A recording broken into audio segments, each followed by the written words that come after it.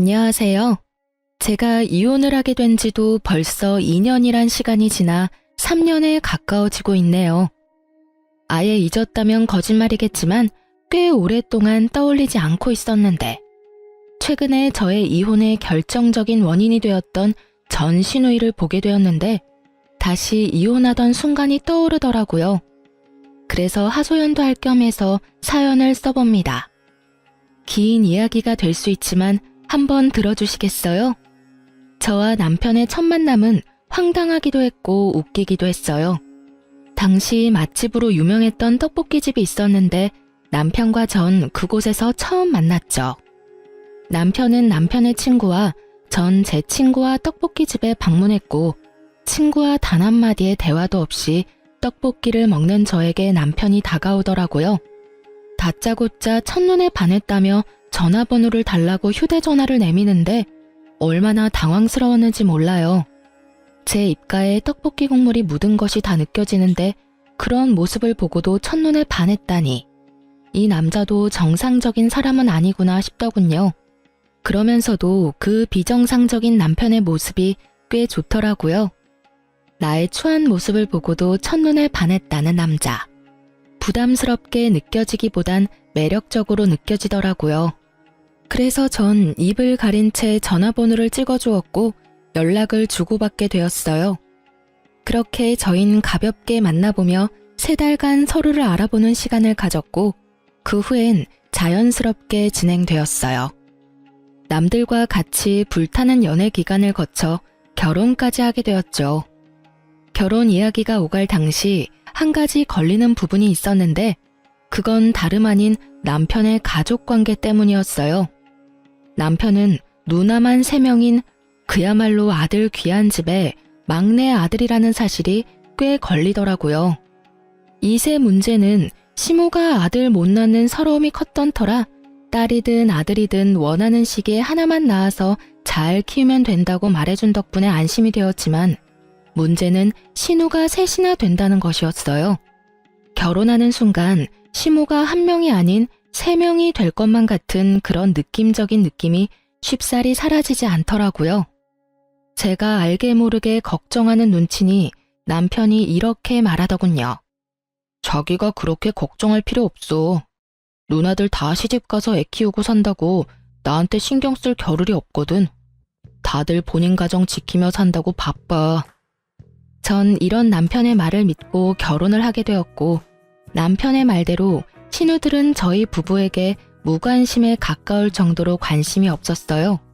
그 흔한 안부 연락조차 없더군요. 가끔 제가 안부차 연락이라도 드리면 연락해준 건 정말 고마운데 앞으론 굳이 이러지 않아도 된다며 저를 위해 주셨고 전 오로지 부부 사이만 신경 쓰며 행복한 신혼생활을 즐기고 있었어요. 그렇게 행복한 4년이 지나고 잘 사는 줄만 알았던 둘째 시누이가 남편의 외도로 인해 갑작스럽게 이혼하게 되었고 새로운 둥지를 시댁에 틀게 되며 저희의 다툼은 시작되었어요. 이혼하고 돌아온 둘째 시누이는 전혀 다른 인격의 사람이 되어 있었고 그 예민함은 말로 할 수 없는 정도였죠. 가끔 시댁에 가는 날이면 저를 향한 안 입고 온 시선과 함께 어떻게 해서든 트집을 잡고 싶어 안달이 난 사람처럼 꼬투리를 잡기 시작하는데 정말 미칠 지경이었어요. 한날은 남편이 퇴근이 늦어져 예상했던 시간보다 시댁에 늦게 도착하게 되었고 엄연히 제 탓도 아닌데 저를 나무라기 시작하더라고요. 왜 이렇게 늦어? 집안에 제일 어린 것들 때문에 도대체 몇 명이나 밥도 못 먹고 기다리는 거야? 아, 죄송해요. 많이 시장하시죠? 이 사람이 생각보다 퇴근이 늦어지는 바람에 조금 늦었네요. 그걸 변명이라고 해? 그러면 올케라도 먼저 와서 어른들 식사 준비를 했어야지. 이게 뭐야? 올케가 늦는 바람에 내가 식사 준비 다 했잖아. 혹시 올케 일부러 늦은 거 아니야? 일하기 싫어서? 아니에요, 형님. 이 사람한테 물어보세요. 정말 이 사람이 금방 마친다고 해서 기다렸는데 생각보다 지체되는 바람에 늦은 거예요. 전 억울함을 토해내며 남편을 향해 얼른 돕지 않고 뭐하냐는 눈빛을 보냈고 이런 제 마음을 알아챈 남편이 제 말에 동의를 하며 제 편을 들어주더라고요. 비록 그 동맹은 길지 않았지만요. 아니야, 누나. 나영이는 진짜 나 퇴근하기 전부터 회사 앞에 와서 기다렸는데 내가 갑자기 일이 생겨서 늦었어. 갑자기 생긴 일이라 나영이한테 연락해줄 틈도 없었고, 그래서 나영이는 그저 기다릴 수밖에 없는 상황이었어. 어머, 얘 봐라. 너 꼴에 지금 네 와이프 편을 드는 거니? 이혼한 누나 앞에서 참 잘하는 짓이다. 아니, 누나, 그게 아니라 나는 그냥 누나가 오해하고 있길래 우리 상황은 그랬다고 설명해주는 거야. 그래? 그러면 알겠어. 자칫하면 나 서운할 뻔했잖아. 그건 그렇고 다음부터 나에 따라와. 그럼 늦을 일도 없을 거 아니야. 형님, 저 회사에서 여기까지 오려면 버스 2번이나 갈아타야 해요. 그게 왜? 내가 갈아타는 것도 아닌데 내가 그것까지 신경 써야 해? 순간적으로 전 제 귀를 의심했습니다. 이 무슨 이기적인데 짝수까지 없는 말인가요? 이럴 때야말로 남편이 나서 한 소리를 해줘야 하는 타이밍인데 남편 놈은 누나에게 핀잔 한 번 얻어먹었다고 저와 눈도 마주치지 않으며 온몸으로 이 상황을 회피하고 있더군요. 아니, 형님, 무슨 말을 그렇게 섭섭하게 하세요? 내 말이 뭐? 내 말이 틀렸어? 형님 말대로라면 형님이 음식을 하든 말든 제가 하는 것도 아닌데 남편 차 타면 편하게 올 수 있는 시댁을 왜 제가 버스를 2번씩이나 갈아타면서 일찍 와야 해요? 그렇지 않나요? 뭐야? 그야 당연히 올케가 며느리니까 일찍 와서 어른들 식사 준비해야 할 거 아니야. 그렇게 치면 며느리보다 자식이 자기 부모님 먹을 음식 준비해야 하는 게 더 당연한 거 아닌가요? 효도를 해도 며느리보다 자식이 더 해야죠. 뼈를 깎아가며 키워낸 건 며느리가 아니라 자식이잖아요. 시누이는 논리에서 밀린다 싶으니 막무가내로 소리를 지르며 밀어붙이기 시작했고 저 역시 그간 쌓인 게 많았던 터라 물러서지 않고 맞섰어요. 야, 너 말 다 했어? 어디서 말대꾸야 말대꾸가? 야라니, 아무리 감정이 많이 상한 상태라고 해도 말은 좀 가려가면서 하시죠. 왜? 야라고 하면 안 돼? 너 나보다 나이도 어리잖아. 말이 아다르고 어다른 건데 굳이 반말하면서까지 제 기분 상하게 말할 필요는 없다는 말을 한 거예요. 지금 나 가르쳐? 네가 뭔데 나한테 이래라 저래라야? 형님이 다른 사람한텐 그런 식으로 말한다면 저도 상관하지 않죠. 저 하나 먹고 살기도 바빠 죽겠는데 미쳤다고 제가 상관하겠어요? 그런데 지금은 형님이 저한테 그런 말을 했고 제 기분이 나빴으니 충분히 말할 수 있는 상황이죠. 제가 당사자니까요. 한마디도 지지 않고 자신의 누나한테 말대답하는 제 꼴이 보기 싫은 것인지 남편은 버럭 화를 내며 시누이 편을 들더라고요. 당신 지금 누나한테 이게 무슨 말버릇이야? 당장 누나한테 사과하지 못해?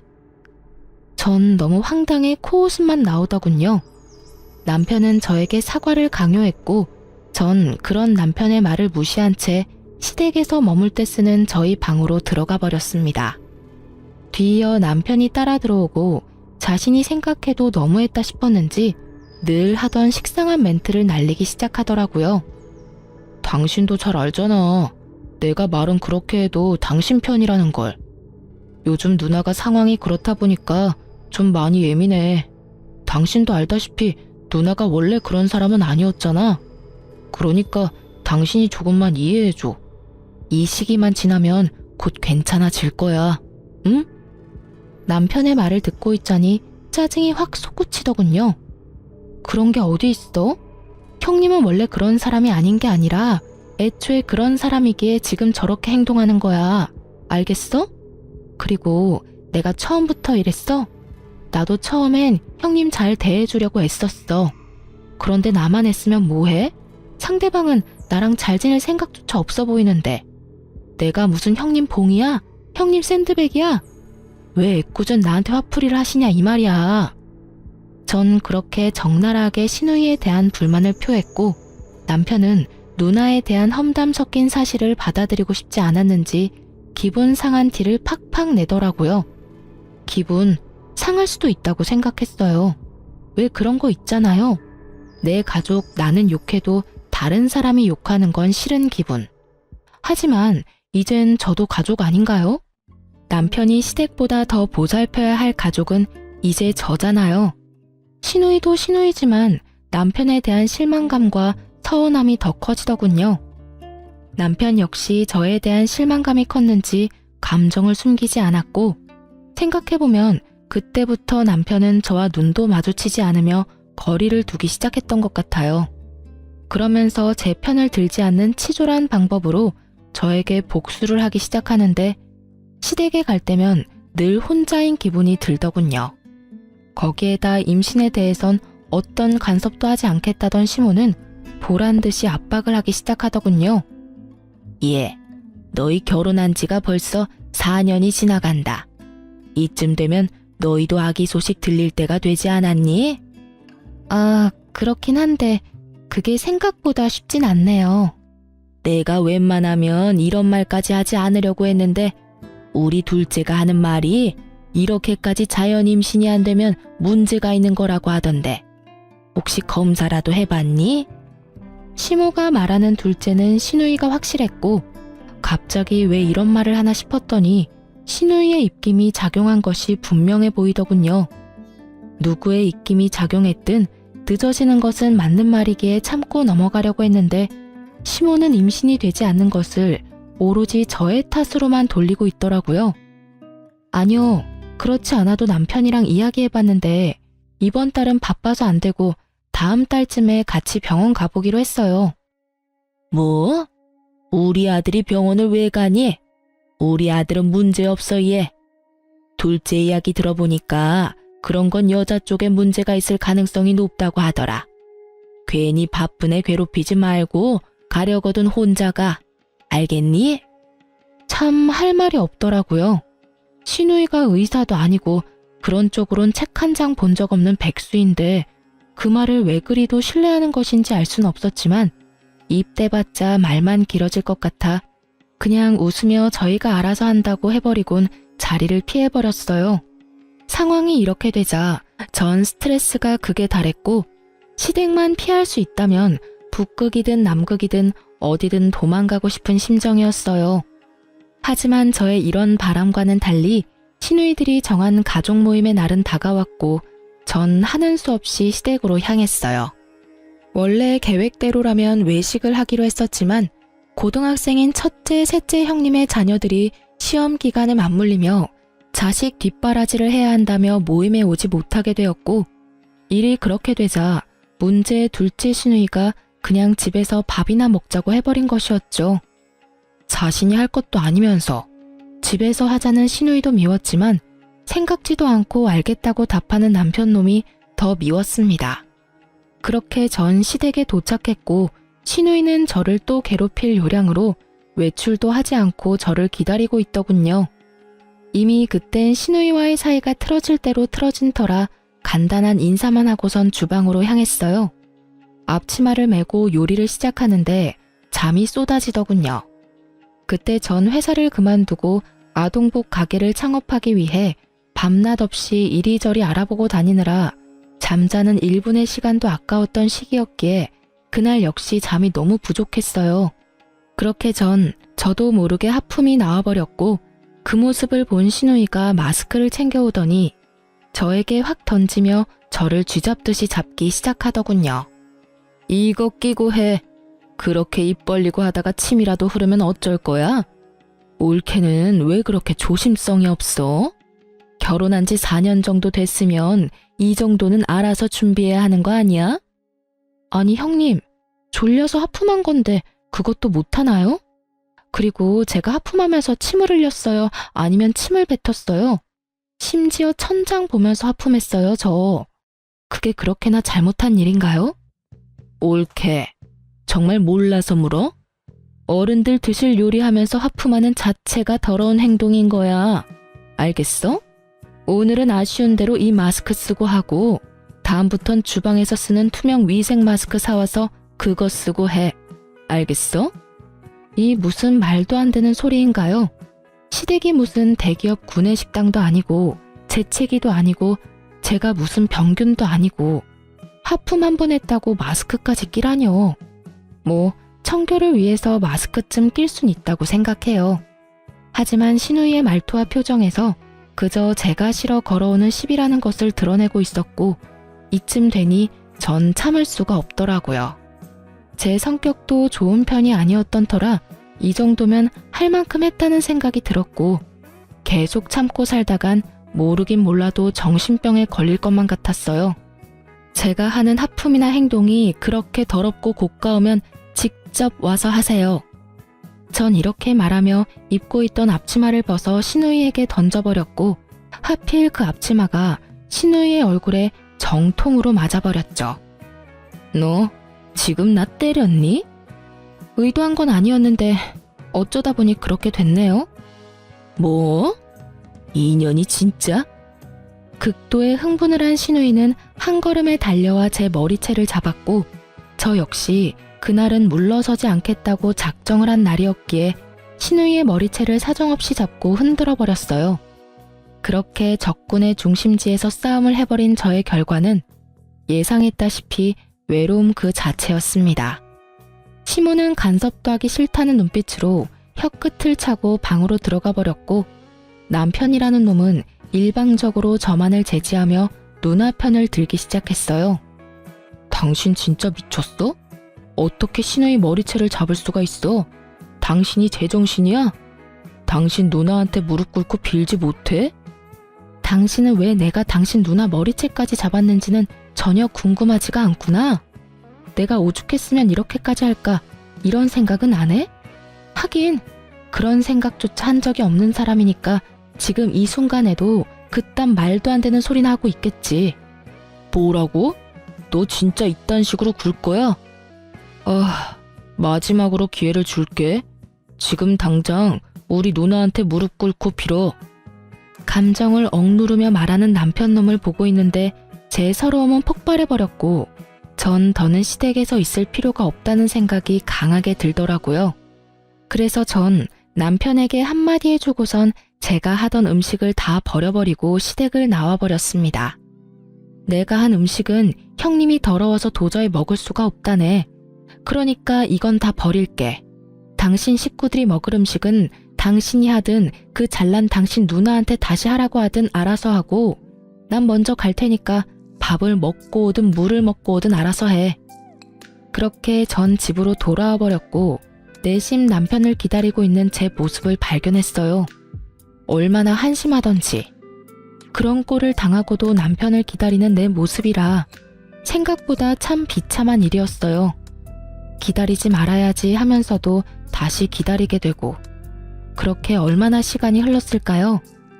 애증의 남편이 집으로 돌아왔고 저를 달래주기는커녕 무시하기 시작하더군요. 기대하는 바가 없어 실망할 것도 없다 싶었는데 서운한 마음이 드는 건 어쩔 수가 없더라고요. 생각해보면 전 그때까지도 남편을 사랑했던 것 같아요. 각방을 쓰면서도 이혼은 생각하지도 않고 있었으니까요. 이혼 고민은 아예 생각조차도 하지 않았다면 거짓말이겠지만 고민의 끝은 늘 그래도 참고 살아야지였어요. 그렇게 각방과 함께 무건수행하는 날들은 길어지고 있었고 화장실조차 따로 쓰고 있었어요. 남편은 거실, 저는 안방에 있는 화장실을 쓰고 있었죠. 그러던 어느 날 남편이 쓰던 화장실 변기가 고장이 났고 하는 수 없이 제 화장실을 함께 쓰게 되었어요. 남편은 평소 화장실에 휴대전화를 가지고 가 오랫동안 앉아있는 것이 버릇이었는데 그날 역시 화장실로 들어간 남편은 출근 시간이 촉박해지자 허겁지겁 준비하고선 급히 집에서 나가더군요. 남편이 나간 후 저 역시 씻기 위해 화장실로 들어갔고 선반 위엔 남편이 깜빡하고 두고 간 남편의 휴대전화가 덩그러니 올려져 있더라고요. 전 남편이 현재 쓰고 있는 방에다 가져다 둬야겠다고 생각했고 휴대전화를 들어 올리는 찰나 전화가 오더군요. 주대리. 액정에 보이는 것은 주대리였어요. 순간적으로 드는 생각이 출근한 남편이 휴대전화가 없음을 알고 주대리의 휴대폰을 빌려 전화했구나 싶었죠. 전 그렇게 아무런 의심도 없이 전화를 받았지만 생각했던 남편의 목소리가 아니었죠. 아니, 정확히 말하자면 상대방이 아무 말을 안 하더군요. 쎄한 마음이 들어 다시 한번 누구냐며 말을 꺼냈어요. 여보세요? 여보세요? 말씀하세요. 저 이 휴대전화 주인 아내 되는 사람인데요. 저희 남편이 휴대전화를 두고 갔는데 알고 전화하신 거 아니에요? 아니에요. 전화를 잘못 건 것 같네요. 그렇게 전화가 끊겼는데 이상하더라고요. 당연히 남자일 줄 알았던 주대리가 여자인 것도 이상했지만 무엇보다 이상했던 것은 떡하니 남편 휴대전화엔 저장되어 있는 번호인데 잘못 걸었다며 끊어버리니까요. 물론 남편과 아는 사이이긴 하지만 남편에게 전화를 걸려는 것이 아니었을 수도 있겠죠. 하지만 저의 직감은 무언가 큰 것이 저를 기다리고 있다는 느낌이 강하게 들더군요. 전 남편의 휴대전화를 살펴보기로 했고 평소 남편이 비밀번호를 바꿀 때마다 탁상용 달력 뒤편에 메모한다는 사실을 알고 있던 전 쉽게 남편의 비밀번호를 알아내 판도라의 상자를 열게 되었던 거죠. 그곳엔 제가 미처 알지 못했고 상상하지도 못했던 사실들이 가득하더군요. 잠금을 풀어낸 저는 주대리와 주고받은 대화부터 찾았고 그건 어렵지 않더라고요. 대화가 상단에 고정된 상태였으니까요. 주대리의 정체는 여러분이 생각하시는 대로 회사 동료가 아닌 현재 남편과 만나고 있는 상간녀였어요. 더 충격적인 건 상간녀는 신우이의 소개로 알게 되었다는 것과 그 여자 역시 유부녀라는 사실이었죠. 아무리 제가 밉고 마음에 들지 않는다고 해도 동생에게 여자를 소개시켜주다뇨. 그것도 유부녀를요. 심지어 본인이 남편의 외도 때문에 이혼까지 해놓고선 어떻게 친동생에게 외도를 종용할 수가 있는 것인지 참 어이가 없더라고요. 누굴 탓하겠어요? 친구까지 소개해주며 바람을 종용하는 년이나 꼬신다고 외도나 저지르는 놈이나 용서할 수 없는 건 매한 가지인걸요. 전 두 사람 다 절대로 용서할 마음이 없었고 저의 이런 굳은 심지를 더욱 굳건하게 만들어주는 메시지를 발견하게 되었어요. 그건 바로 신우이와 남편이 주고받은 메시지였는데 거기엔 신우이의 이런 말이 있더라고요. 너도 내 친구 만나면서 스트레스 좀 풀고 살아. 옳게 하는 꼴을 보니 너 숨도 못 쉬고 살 것 같더라. 내가 우리 동생 숨 쉴 틈 만들어주는 거야. 알겠어? 이런 누나가 어디 있니? 내가 생각해도 난 정말 세상에 둘도 없는 누나야. 네, 세상에 둘도 없긴 하겠더라고요. 자신이 남의 인생을 망치고 있다는 사실을 전혀 알지 못하는 신우이는 스스로에게 아낌없는 찬사를 보내고 있더라고요. 전 그렇게 괜찮다는 여자의 얼굴이 궁금했고 사진첩도 살펴보게 되었죠. 사진은 없을 수도 있겠다 생각했는데 친절한 남편놈이 상간녀의 폴더까지 따로 만들어 사진들을 모아놨더라고요.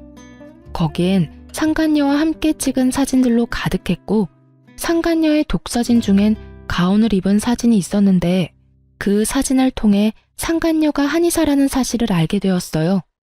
유니폼에 적힌 상호로 검색을 해보니 운이 좋게도 그 한의원은 부부가 운영하는 한의원이더라고요. 얼마나 기쁘던지. 전 모든 증거를 사진으로 남겼고 이혼을 위한 준비를 시작했습니다. 일단 하루 날을 잡고 친정으로 가 모든 사실을 미리 부모님께 말씀드렸어요.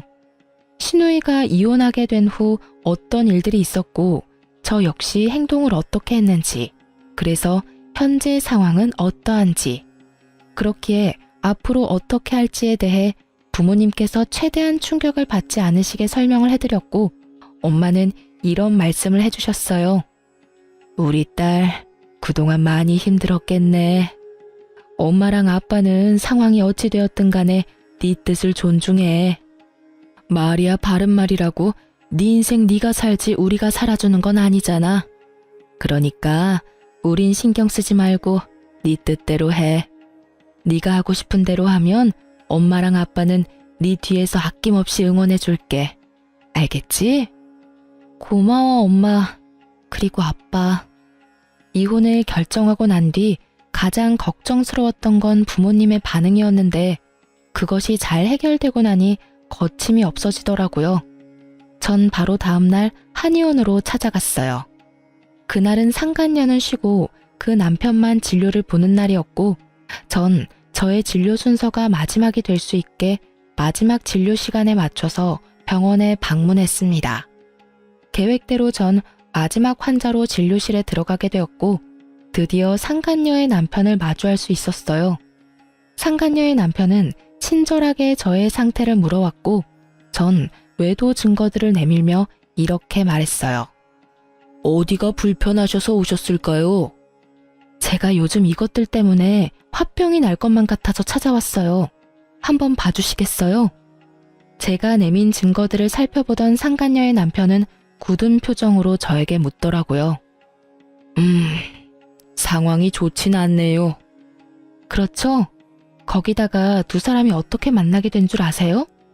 신우이라는 인간이 자기 친구를 자기 남동생한테 소개해줬다고 하더라고요. 그러니 제가 억장이 무너지고도 남겠죠? 요즘 외도 중인 남편 눈만 생각하면 잠도 안 오고 계속 화만 나고 이러다 제 명예는 못 살 것만 같아서 찾아오게 됐어요. 그래서 제가 어떻게 하면 될까요? 저를 좀 도와주셨으면 좋겠어요. 어떻게 도와드리면 될까요? 도와주실 건가요? 네, 얼마든지요. 살펴보니 돕는다는 표현보단 함께한다는 표현이 더 맞는 것 같긴 하지만요. 그러면 지금 바로 저랑 어디 좀 가실 수 있을까요? 전문용어로 현장 급습이라는 걸 해보려고요. 저의 제안에 상간녀의 남편은 말없이 고개를 끄덕이며 가운을 벗더라고요. 그렇게 저흰 남편과 상간녀가 있는 곳으로 향했어요. 모든 사실을 알게 된 날, 전 휴대전화에 위치 추적 앱을 하나 깔았었어요. 그리곤 혹시 모르는 상황을 대비해 앱 숨김 기능을 이용해 숨겨두었던 거죠. 상상도 못했겠죠. 제가 자신의 휴대전화를 봤다는 사실도 몰래 앱을 깔아놨다는 사실도요. 이러한 사실을 알지 못하는 남편은 신나게 여러 장소를 오가더군요. 드디어 남편의 위치가 한 곳에 멈추고 저와 상간녀의 남편은 앱이 알려주는 곳으로 향했고 앱의 정확도가 떨어져 그 주변을 맴돌기 시작했어요. 그러던 와중 남편의 차를 발견하게 되었고 그곳에서 남편을 발견하게 되었습니다. 남편은 고급 레스토랑에 있었는데 옆자리엔 상간녀가 앞자리엔 신우이가 자리하고 있더군요. 어쩜 그렇게 화기애애하게 모여있을 수가 있는지 그 모습을 보는데 화는커녕 허탈하더라고요. 저라고 처음부터 신우이에게 그렇게 막대먹게 군 건 아니었어요. 처음 신우이가 이혼하고 돌아왔을 땐 저도 신우이에게 살갑게 굴며 잘 대해주려고 했었어요. 안쓰럽기도 했던 것 같아요. 다른 것도 아닌 믿었던 남편에게 배신당하고 돌아온 신우이였으니까요. 같은 여자로서 그리고 가족으로서 한 사람을 진심으로 보듬어 주려고 애썼었는데 그런 저의 마음을 짓밟고 막대했던 건 다름 아닌 신우이였습니다. 저에겐 그렇게 상식이란 없는 사람처럼 막대하더니 그곳에 웃고 있는 모습을 보는데 참 허탈하더군요. 남편의 미소도 마찬가지였었고요. 그런 저와는 달리 상간녀의 남편은 더욱 굳은 표정을 하며 그 인간들에게 다가가고 있더군요. 저도 그 뒤를 따랐고 아무것도 모르는 상간녀와 제 남편은 신우의 시선에도 아랑곳하지 않고 서로 음식을 먹여주며 손을 잡고 있더군요. 테이블에 가까워지자 저희를 먼저 발견한 신우이가 두 사람에게 빨리 떨어지라는 사인을 보내는 듯 했지만 눈치를 사이좋게 쌈 싸먹은 남편과 상간녀는 계속해서 애정행각을 벌이더라고요. 이윽고 저희가 테이블 앞에 섰을 때 놀란 상간녀가 남편의 손길을 뿌리치며 그 자리에서 벌떡 일어섰지만 이미 늦은 일이었죠. 이미 걸어오며 볼 꼴 못 볼 꼴을 다 본 후였으니까요. 자리에서 일어난 상간녀는 신우이를 손가락으로 가리키며 자기 남편을 향해 변명 섞인 설명을 하기 시작하더라고요. 그게 여보, 이게 어떻게 된 일이냐면 당신도 내 친구 알지? 얘가 내 친구인데 남동생이랑 저녁을 먹고 있다길래 친구도 볼 겸 혼자 먹기 싫기도 해서 겸사겸사 합석해서 먹고 있었어. 정말이야. 뭐 어느 정도는 맞는 말이긴 하더군요. 두 사람이 남매 사이가 맞긴 하니까요. 상간녀의 되지도 않는 변명을 듣던 상간녀의 남편은 낮게 깔린 목소리로 말했어요. 넌 내가 병신으로 보이니? 뻔뻔하게 거짓말 좀 그만해. 서로 음식도 먹여주고 손도 주물럭거리면서 좋아 죽는 거 내가 다 봤어. 난 당신이 그런 식으로도 웃을 수 있는 사람인 건 또 몰랐네. 그렇게 행복했으면 진작 말하지 그랬어. 그러면 내가 미련 없이 놔줬을 텐데 말이야. 낮게 깔려 감정도 없는 그 목소리가 더욱 무섭게 느껴지더라고요. 상간녀 역시 그러했는지 그 자리에서 무릎을 꿇더니 애원하기 시작하더군요. 아니야 여보, 왜 그렇게 무서운 말을 해. 난 당신밖에 없어. 난 당신 옆에 있어야 비로소 행복하다는 거 당신이 더 잘 알잖아. 글쎄, 나도 그런 줄 알고 살았는데 오늘 내가 보고 들은 건 내가 이때껏 알았던 사실과는 좀 상반되더라고. 뭘 보고 뭘 들었든 내가 다 설명할 수 있어. 정말이야 여보. 제발 내 말 좀 들어줘. 나한테 한 번만 더 기회를 줘. 아니, 아니야. 대화할 필요도 없고 기회를 줄 생각도 없어. 그냥 그 남자랑 살아. 그게 나를 위한 일이니까. 깔끔하게 이혼하고 한의원에도 출근하지 마. 어차피 당신 환자라고 해봤자 얼마 되지도 않는데 쉬면 감 잃을까봐 굳이 진료 보라고 한 거였으니까 이왕 이렇게 된 김에 그 좋아 죽는 남자랑 사랑놀이나 하면서 푹 쉬어. 짐은 다 싸서 친정으로 보내줄 테니까 집에도 올 필요 없어. 그럼 가볼게.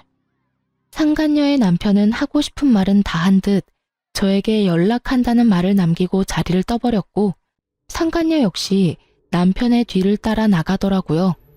남편은 그제야 저에게 무릎을 꿇고 빌기 시작하더군요. 여보, 내가 잘못했어. 내가 미쳤었나 봐. 처음엔 그냥 친한 누나 동생으로 지냈는데 그게 어쩌다 보니 이렇게 됐어. 그게 정말 실수야. 남편이라고 무슨 할 말이 있겠어요? 그냥 분위기상 빌기는 해야겠고 변명이라는 것도 해야 하니 아무 말이나 짓거린다는 느낌밖에 들지 않더라고요. 그렇지 않아도 이 상황이 유쾌하지 않은데 더 유쾌하지 않은 말이 신우이의 입을 통해 나오기 시작하더라고요. 넌 무슨 큰 죄를 지었다고 무릎까지 꿇어? 네가 잘못한 게 뭐 있다고? 잘못은 너보다 올케한테 있지. 그렇지 않아 올케? 입으로 뱉는다고 다 말이 아닐 텐데 이것도 말이라고 짓거리는 신우이를 보고 있는데 참 기가 막히더군요. 계속 해보세요.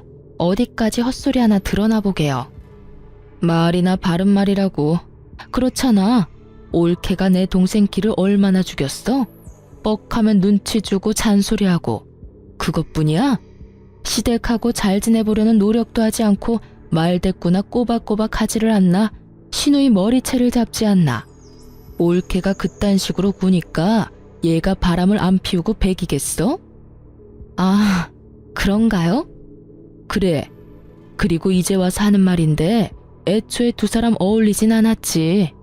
우리 동생은 좋은 대학 졸업해서 대기업 다니고 있는데 지금 올케는 뭐 백수잖아. 남편 돈 받아서 편하게 사는 백수. 동생아, 이참에 그냥 이혼해. 일도 이렇게 됐고 너 어차피 올케하고 잘 살긴 글렀어. 깔끔하게 이혼하고 내 친구랑 연애나 하면서 살아. 한의사, 얼마나 좋아? 연애까지 하다가 결혼까지 하면 더할 나위 없이 좋고. 저도요, 좋은 대학에 좋은 회사 다녔어요. 비록 지금은 꿈을 위해 회사를 그만두고 창업을 알아보고 있긴 하지만 생활비도 빠지지 않고 내고 있고요. 물론 창업 준비도 제가 이제껏 모은 돈으로 하고 있어요. 그런데 제가 왜 시댁에 빌붙어 살면서 일도 하지 않고 생활비조차 내지 않는 신우이에게 이딴 말이나 들어야 하는지 모르겠더군요. 어디까지 하나 들어보려고 했는데 할 수 있는 헛소리는 다 들은 것 같고 참고 더 들어줄 수도 없었기에 저 역시 참았던 말을 쏟아내 주었어요. 정말 궁금해서 물어보는 건데 형님도 남편 기죽이고 눈치 주고 해서 형님 남편이 바람 피웠어요? 그래서 이혼까지 당했고요. 뭐야? 너 말 다 했어? 다 했겠냐? 아직 한참 남았으니까 할 말 있으면 그때 해. 이혼당하고 친정에 빌붙어서 살면 조용히나 살지 이게 무슨 짓일까? 아무리 생각해도 내가 이해가 안 돼서 그래. 동생이 바람 피운다고 해도 말려야 할 판국에 여자를 소개해줘? 바람 피우라고 부추겨? 참 대단하다 대단해. 야, 너 진짜 내가 가만 안 둬? 나는 뭐 널 가만두고 싶어서 가만히 있는 줄 알아? 그 입으로 나오는 한마디 한마디가 워낙 다 개차반이라 내가 대꾸할 가치를 못 느껴서 가만히 있었어. 그런데 하는 짓도 쓰레기이니 내가 널 어떻게 해야 할지 모르겠다니까? 야! 고함을 지르며 금방이라도 저에게 달려들려는 신우이에게 전 상간녀가 먹던 와인을 그대로 뿌려버렸습니다.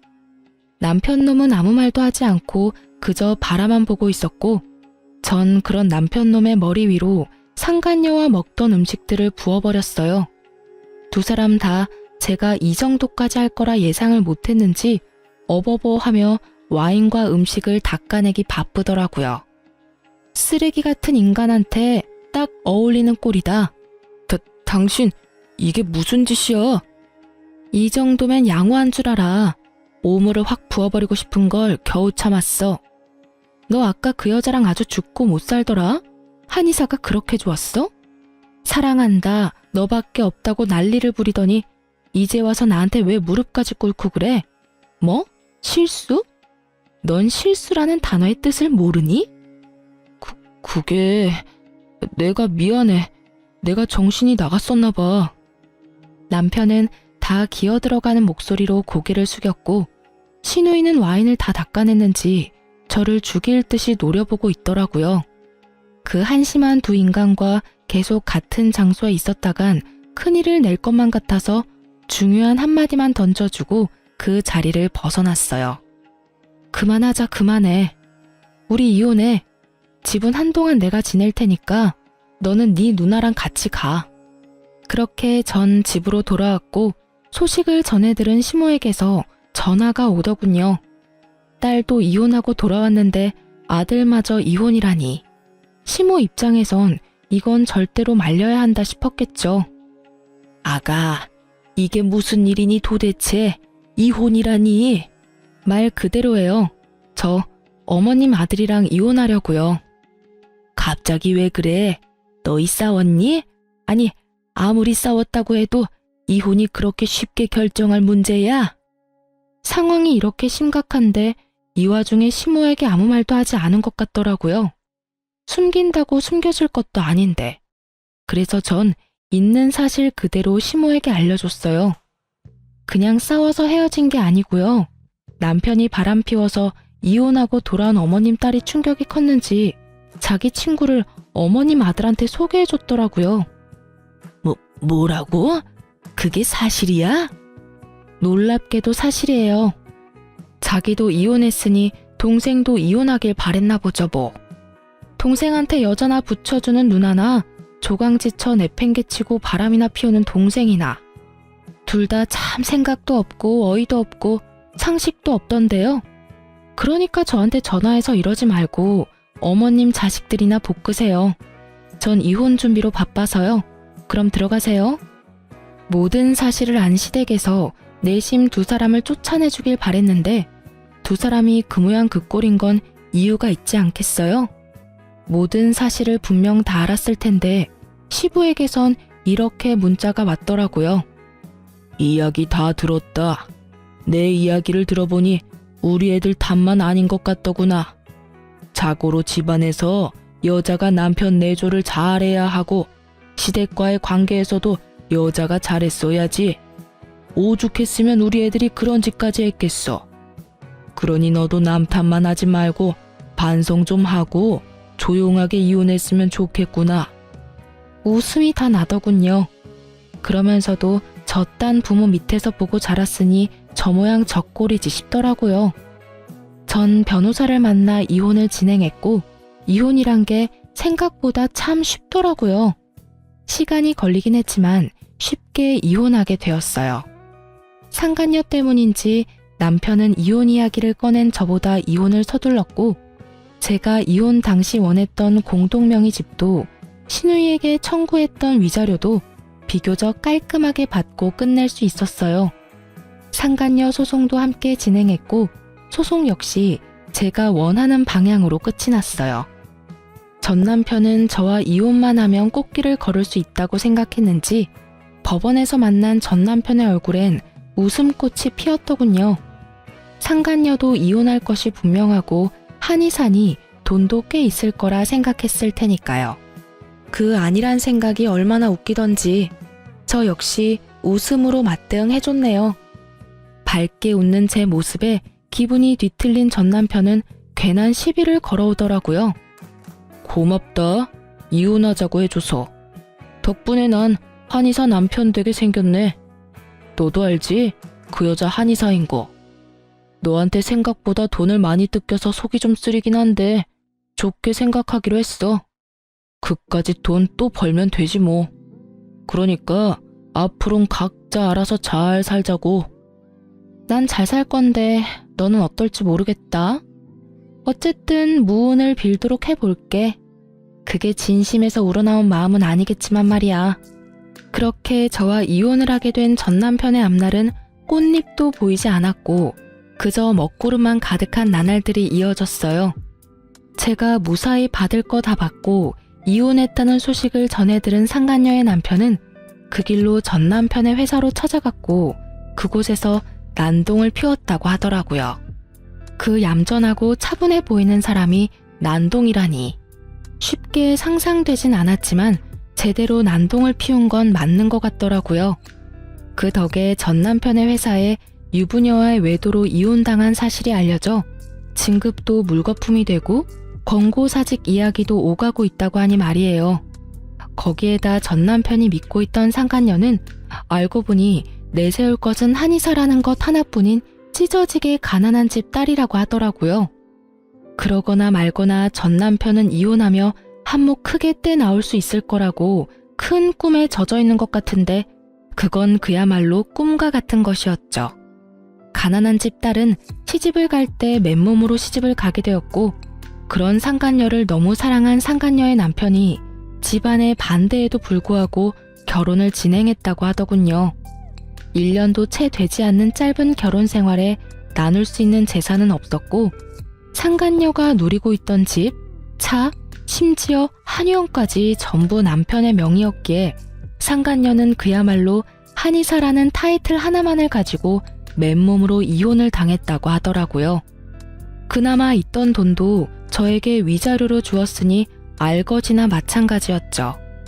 이제 남은 건 한의사라는 타이틀이었는데 그마저도 쓸모없게 돼버렸지 뭐예요?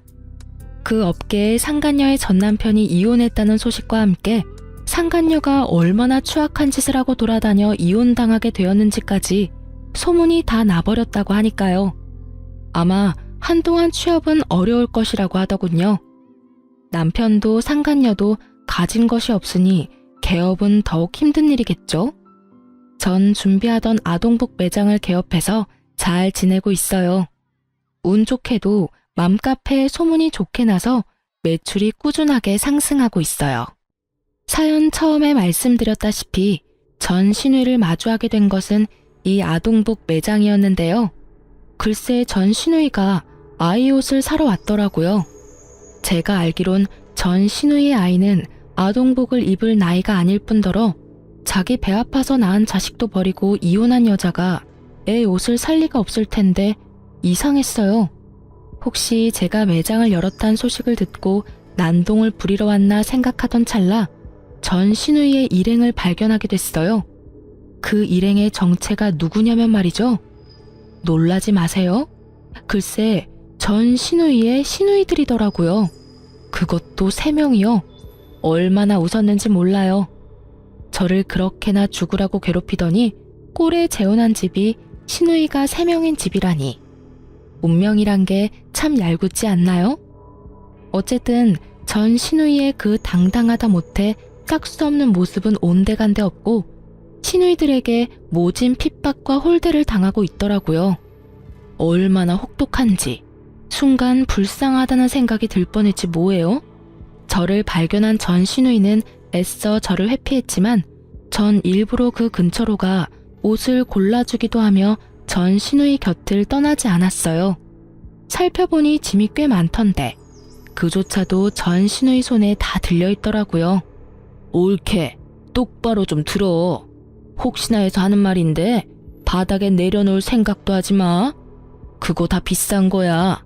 올케가 변상할 수 있는 그런 가격대가 아니라고. 그러니까 언니, 내 짐도 잘 챙기고 있죠? 그 화장품 자칫하면 망가진다고요. 혹시나 망가지면 난 가족이고 뭐고 없어요? 언니가 다 물어내야 한다고요. 아 맞다, 올케 식당 예약은 했지? 거기 예약 안 하면 자리도 없어. 오늘은 꼭 스시 먹고 싶은데 했지? 아 형님, 그게 제가 깜빡했어요. 어떻게 하죠? 그걸 나한테 물으면 어떡해. 내가 분명 잊지 말고 예약하라고 했잖아. 올케는 머리가 나빠? 아니 아무리 머리가 나쁘다고 해도 그 쉬운 일도 못하면 어떡해?